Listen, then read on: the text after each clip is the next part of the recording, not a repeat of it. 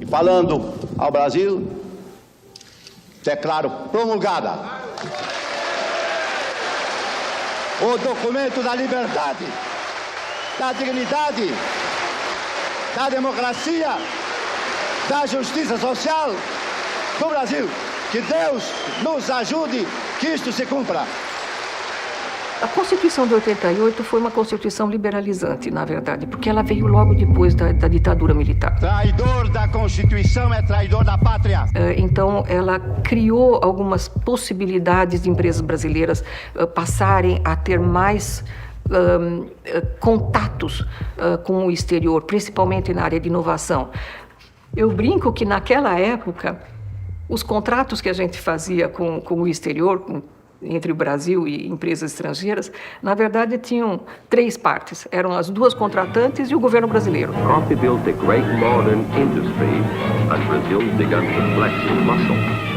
Então, quando a Constituição Federal chega, ela diz o que nós já sabíamos. A Declaração Universal dos Direitos do Homem, lá de 1948, no seu artigo 27, já determinava que os direitos dos autores e dos inventores, obtentores, programadores, são direitos humanos fundamentais. Em 1987, quando a Constituição estava quase pronta, começa a rodada Uruguai das negociações comerciais, que é um momento crítico, é uma espécie de assembleia constituinte da globalização.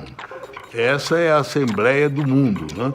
Então foi nesse período que se deu a tensão entre a legislação brasileira e as novas exigências, né, no curso das negociações.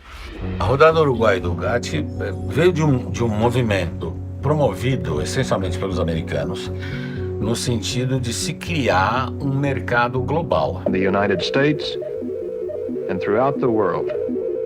Os Estados Unidos já percebiam que não adiantaria ele ter uma legislação muito eficaz para a proteção dos direitos da propriedade intelectual, por conta da mudança do modelo econômico, se o resto do mundo continuava copiando as marcas, as patentes, os desenhos, os modelos e toda a parte do entretenimento, a indústria do direito autoral. Os americanos, com toda a tecnologia que eles tinham, com todo o conhecimento que eles tinham acumulado da Guerra Fria, eles procuraram então entrar numa guerra comercial com o resto do mundo.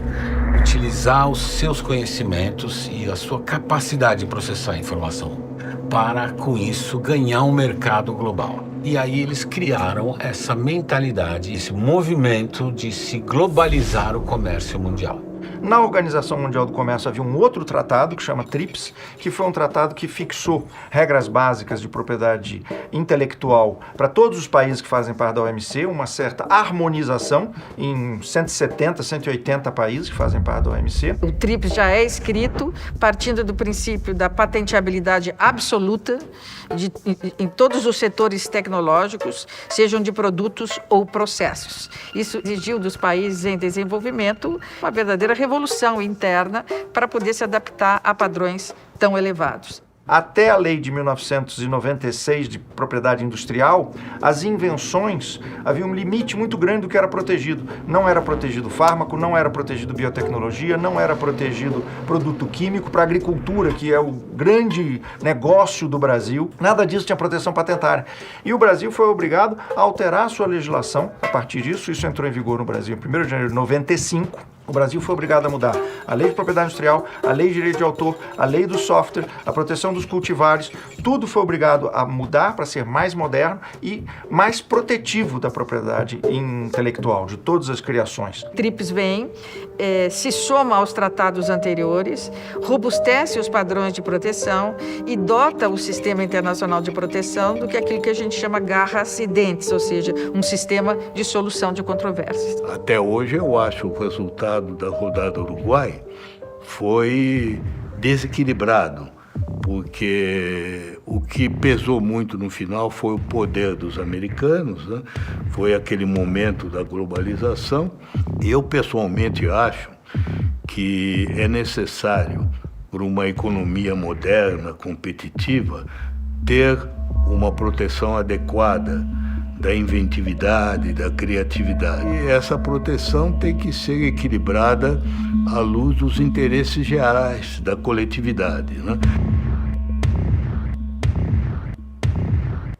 O Brasil tem boas leis para solucionar esse equilíbrio entre o direito de propriedade e o cumprimento de uma função social. E aí é muito mais um desafio do direito, da implementação das soluções já previstas na lei e a mecânica do Estado para trazer a solução desta aplicação. A propriedade intelectual tem uma função social clara para mim, que é o estímulo à inovação, é o estímulo à criatividade, né? A partir do momento que você reconhece, né, aquela invenção, você gera uma onda positiva das pessoas buscarem, né, a proteção e buscarem criar. Então isso a roda gira, né, também. Por que o sistema de propriedade intelectual ele se firmou no tempo? Exatamente pela capacidade que ele tem de se ressignificar. A lógica dele é simples, sempre foi uma lógica voltada à evolução tecnológica. A finalidade dela é justamente buscar o desenvolvimento econômico e tecnológico. E no caso do Brasil, um dos outros objetivos é diminuir a desigualdade social. É preciso achar um justo equilíbrio entre o estímulo a criar e a desenvolver e tornar esse conhecimento desenvolvido, né, a partir da busca de uma solução acessível a outros, para que essa roda de desenvolvimento e de criações continue acontecendo. Nós sabemos hoje que a grande força que move a economia é a inovação.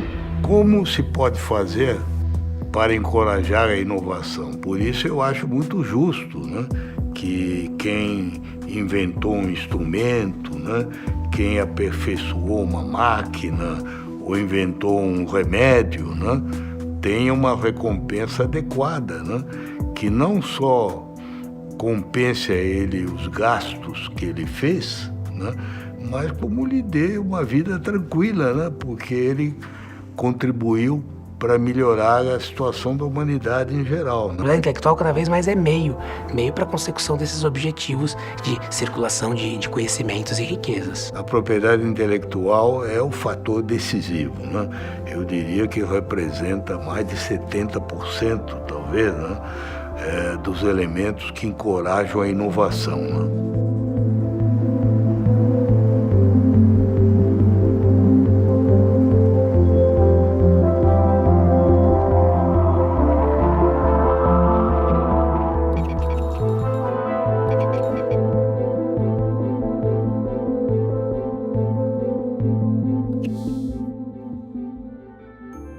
Fui lá, eu quero registrar esse cachorrinho aqui, o meu Bidu, e depois o Franjinha, os primeiros personagens que eu desenhei.